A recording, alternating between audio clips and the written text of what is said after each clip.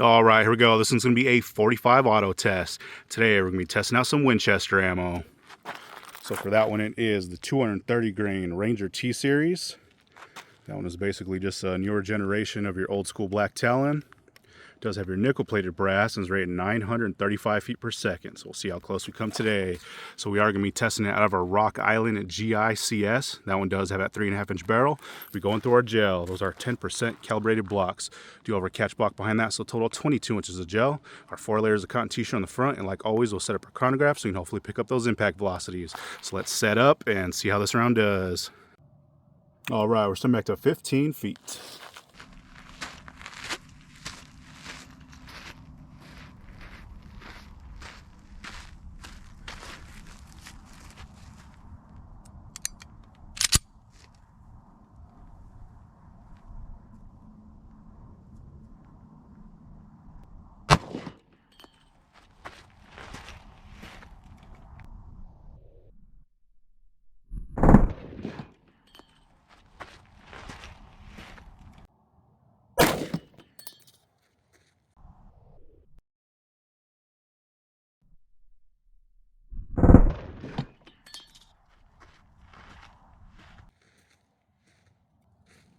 All right, let's see how we did on that one.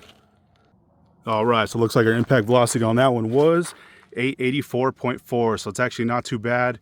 I believe rate is 935, and we are using a super short barrel, so that is awesome to see. All right, and there's that entry. Looks like got a really good hit, and check that hole out.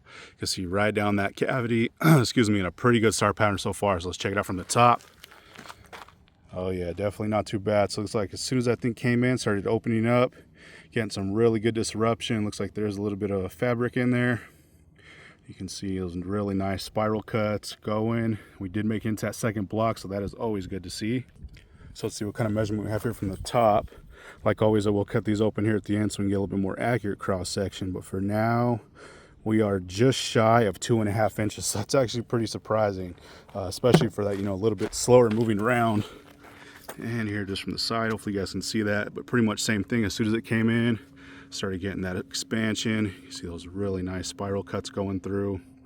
Kind of looks like there might be a little bit of fragmentation, and then it did settle down just a little bit towards the end. And there it is in that second block. So let's see what kind of measurement we have here from the side.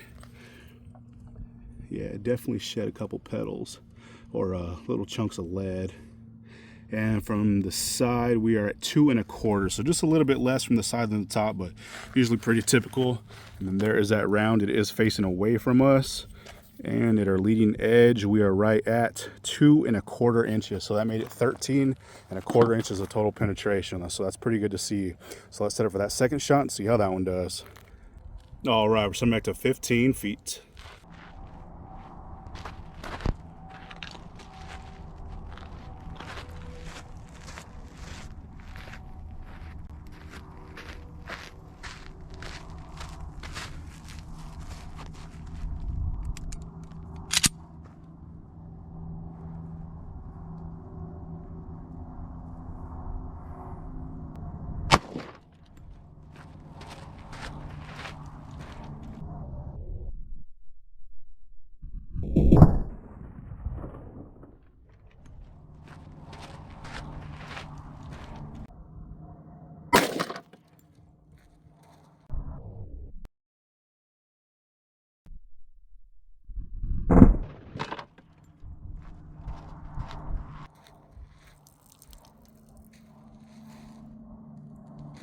All right, let's see what we did on that one. Looks like we have a leaker, so that's not too good. All right, so it looks like our impact velocity on that one was 877.5, so a little bit less than the last shot. And as you can tell, we did have a leaker, so we got some quite a bit of penetration on that one.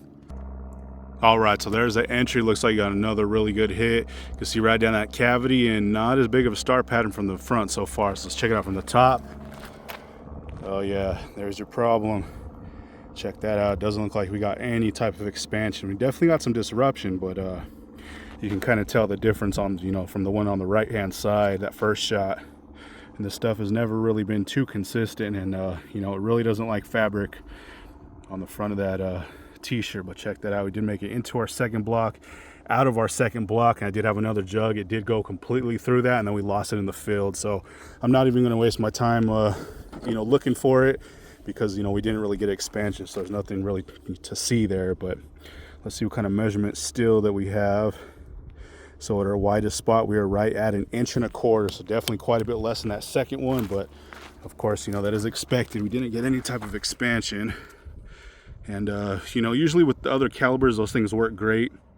40 Smith & Wesson is my favorite for the Ranger T, because they always seem to perform well. But especially that short barrel, I wasn't really sure what to expect. But anyways, here it is from the side. Hopefully you guys can see that.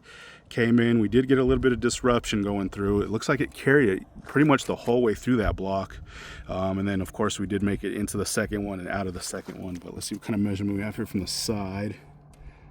And at our widest spot there, we are just over 1 inch, maybe 1 1/8 inches. So definitely a little bit less from the side than the top. And then there is that track.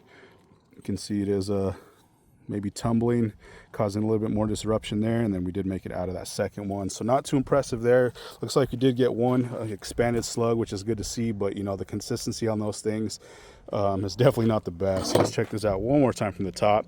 So one on the right was that first shot, one on the left was that second shot. So here is that first shot. You can see that one came in. It does look a little bit delayed in the expansion, maybe 1/2 inch, but it did definitely open up. Got some really nice spiral cuts going through. You can see where it did flatline towards the end, and then we did make into that second one. It is that round there. And here is our second shot, same thing. So that one did come in. It looks like it maybe tried to expand, but we definitely didn't get anything. Still a little bit of disruption. You can see that straight line path all the way through, so not too bad. So let's pull this one single round and see what it looks like. All right, check that thing out. Looks like we got some pretty decent expansion. So it was, the only one that we were able to catch this time. You can actually see a pretty big plug of that cotton t-shirt that it drug with it, but it does just come right out. So let's check this thing out.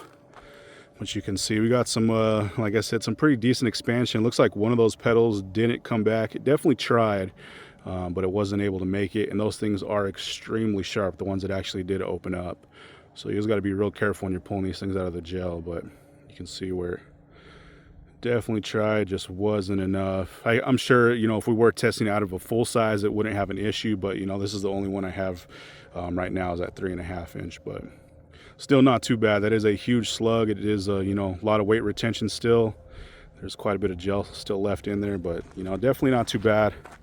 And like I said, Ranger T is probably one of my favorite. It's up there on, on some of the tops from what I like, but usually in other calibers. And surprisingly, I was able to find this stuff. So, of course, we had to try it. But there we go, guys. That one, actually, let's do one time from the bottom, just so you can see what's kind of going on, and last time from the top. So like I always do, guys, we'll rinse this stuff out, get all our screenshots, slow-mo, and all that stuff here at the end. But there we go. That one was the 230 grain Winchester Ranger T series in 45. Thanks for watching, guys. All right, so there's that cross section for that first shot. We're only going to do the first shot because, of course, the second one wasn't really, it didn't really do anything, didn't expand, wasn't really too impressive. So we're just going to do that first shot, and that is the one that did expand. So there are those splits, really, really big cuts, actually, pretty nasty stuff. Same on this other side over here. So I did remeasure these, and they are right at 2.5 inches. So that's definitely pretty impressive for that heavy, slow-moving round. Was just kind of a bummer that it wasn't very consistent, and of course those Ranger Tees just really do not like any type of fabric in front of the gel or jugs or whatever you test it out of. But anyway, so let's cut it open. All right, so here's after being cut. So this bottom is the right side and this top is the left. So you can see as soon as that thing came in, it was actually a little bit delayed compared to a lot of our rounds. Right at that 1/2 inch mark, started to open up. You can see a nice wide path going all the way through, and actually quite a bit of damage. Like I said, it was pretty impressive when it did work, but when it didn't, wasn't all that great. But those are some pretty big splits down in there. Nice clean cuts, actually, and that thing did open up huge. And same here on the top, you can really see it here. Came in, started to open up. Nice wide path, and same thing. This side did drag in a little bit of that cotton t-shirt, and just some really nice splits down in there. So like I said a couple times, that is one of my favorite rounds. the Ranger T, but usually in other calibers, I was just lucky that I actually found it for the 45, and I've been trying to get a hold of it for years now, so it was cool that we actually at least got a test in just to see how it would perform. But there we go, guys. That one was that 230 grain Winchester Ranger T series out of that short barrel Rock Island. Thanks again for watching, guys.